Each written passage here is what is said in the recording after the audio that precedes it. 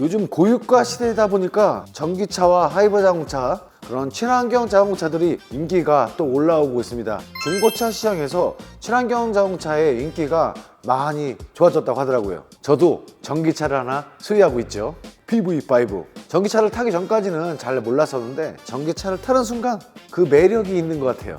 전기차 타시는 분들은 그렇잖아요. 한번 타보면 계속 전기차를 타게 된다고. 그 정도까지는 아니지만 저도 무척 만족하고 있습니다. 너무 좋아요.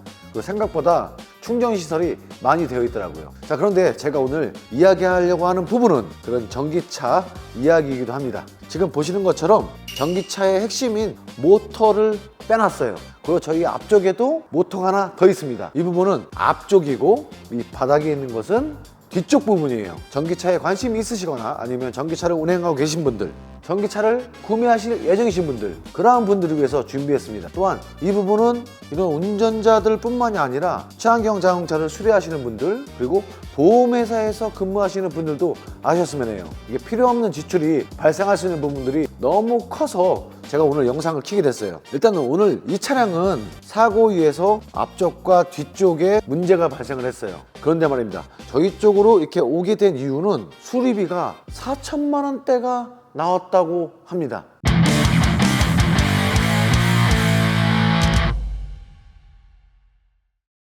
이게 웬만해서는 우리나라 자동차가 수리비가 4천만 원이 되기가 쉽지 않아요. 4천만 원이면 차량 가격이 또 오버되기 때문에 폐차를 해야 되는 경우도 발생할 수가 있습니다. 또한 오늘 이 차량 같은 경우는 중고 차량인데 중고차를 구매했는지 얼마 안 되는 상황에서 차량 사고에 의해서 이거 중고차 구매한 가격보다 더 많은 돈을 지불해야 되는 상황, 보험 수리는 안 돼, 폐차를 해야 돼. 정말 난감한 상황입니다. 그래서 일단 저희 샵으로 옮겨서 점검을 한 후에 정말로 폐차를 할지 수리를 하실지를 생각해 보신다고 장소를 옮기신 거예요. 내가 조금 의아한 것은 전에 방문했던 정비 공장에서 점검을 한 후에 견적을 뽑았다고 하는데 그 견적 비용이 거의 4천만 원대? 그런데 말입니다, 제가 점검을 해보니까 그게 아닌 것 같아요. 이야기를 들어보니까 배터리도 바꿔야 되고 모터도 앞뒤로 다 바꿔야 되고, 아쉬운 부분은 이 점검이 이루어진 것 같지가 않습니다. 제가 이야기를 전달 듣기로는 앞에 모터도 교환해야 되고 뒤에 모터도 교환해야 되고 배터리도 교환해야 되고 그리고 하체 부품들 모두 다 싹 다 교환해야 되고, 근데 그 정도까지의 사고는 아닌 것 같아요. 이런 자동차를 개발하는 개발자가 아니기 때문에 뭐라고 말씀드리기 어렵지만 자동차 정비라는 입장에서 또 많은 사고 수리를 해본 입장에서 봤을 때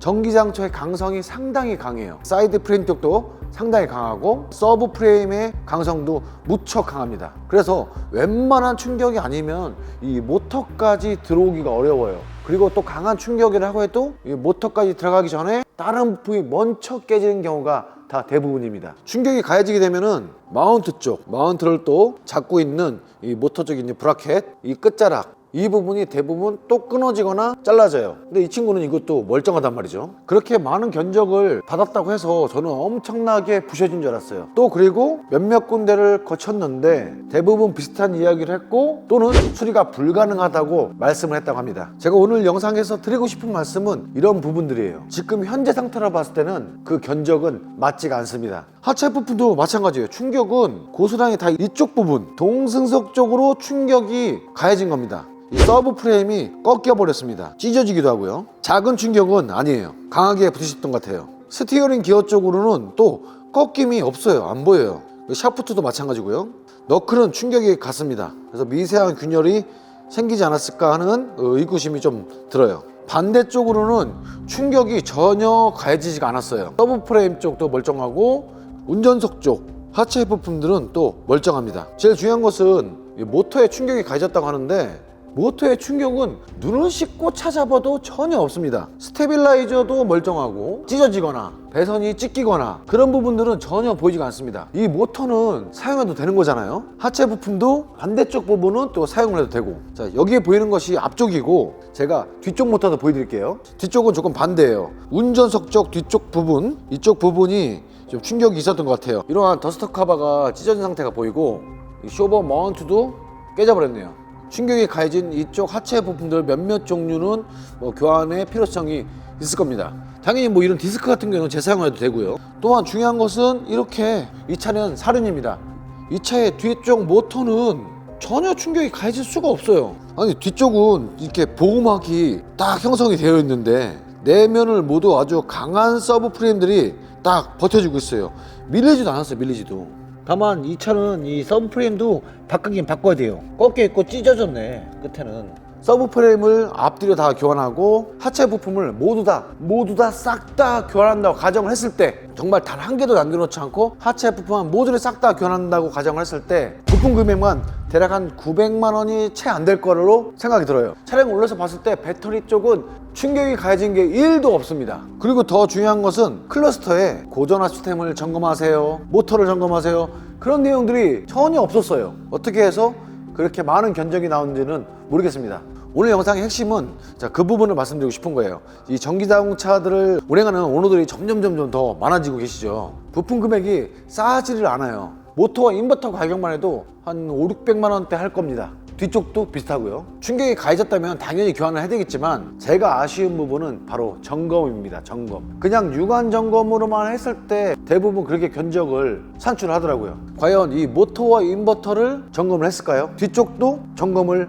했을까요? 모터와 인버터를 점검하는 그런 방법들이 있습니다. 이렇게 모터와 인버터 등등 이런 부분들을 점검할 수 있는, 양불 판정을 내릴 수 있는 정비 공장들이 생각보다 많이 없더라고요. 물론 점검하기 위해서는 몇몇 측정 장비들이 필요하긴 하지만 의외로 우리가 일반적으로 얘기하는 카센터, 부분정비업 그쪽에 종사하시는 대표님들이 점검하시는 방법들을 더 잘 알고 있는 것 같아요. 모든 정비 공장이 그렇다는 말씀은 드린 건 아니고요. 금액대가 비싸다 보니까 그래도 점검을 해볼 수 있지 않나 하는 생각이 듭니다. 저도 정비 공장을 운영하고 있지만 이렇게 전기자동차가 고장이 났을 때 보험회사와 견적과 수리 비용을 이야기를 할 때 모터 이상한데요? 모터 교환해야 될 것 같은데요? 그러면은 보험회사 분들도 뭐라고 크게 할 말이 없는 것 같아요. 어떤 식으로 점검을 해보셨나요? 뭐 점검한 데이터가 있나요? 그런 부분도 기준치가 명확하지 않아요. 고가의 부품이니까 운전자가 고스란히 대부분 다 금액적인 피해를 보게 되는 것 같습니다. 최소한 보험회사에서도 무조건 교환하거나 그런 부분들이 아니라 점검 리스트라도